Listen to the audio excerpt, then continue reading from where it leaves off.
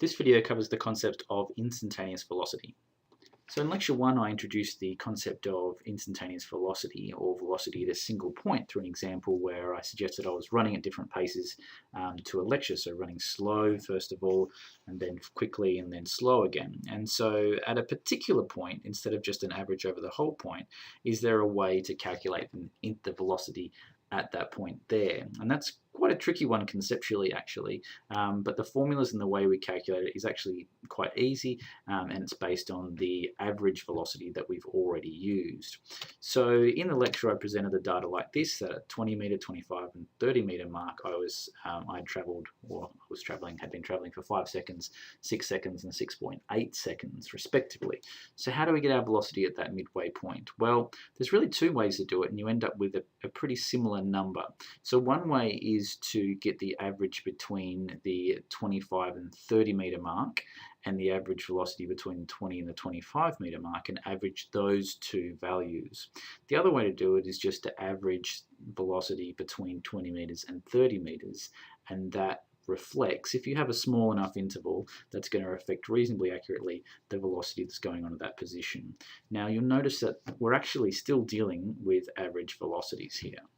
So to describe this process of averaging a velocity around a point, and with those time intervals small enough, we start to call that instantaneous velocity, we can just use the formula here on the screen, which is also known as the first central difference method.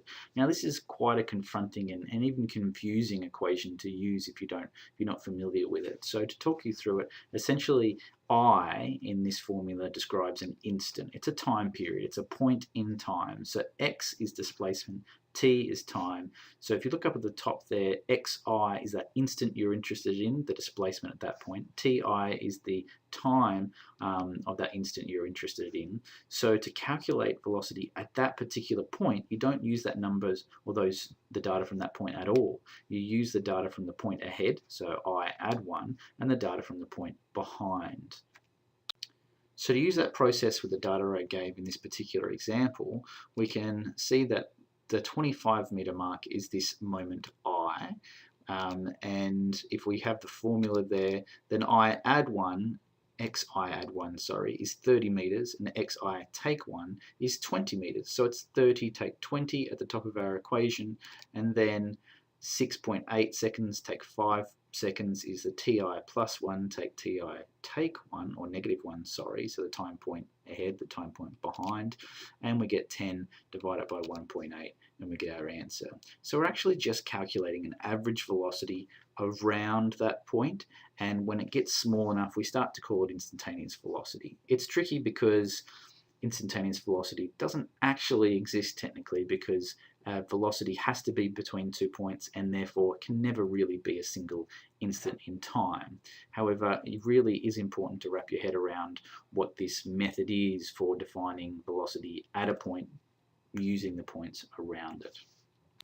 So most of these concepts I think are much easier to understand if you hear them explained in some different ways, but be careful with this one because it is explained in some very different and confusing ways out there in different parts of the internet. So this is a good link for a succinct explanation. There are a few good textbooks around. If you find one, let me know, but be careful of some more complex explanations.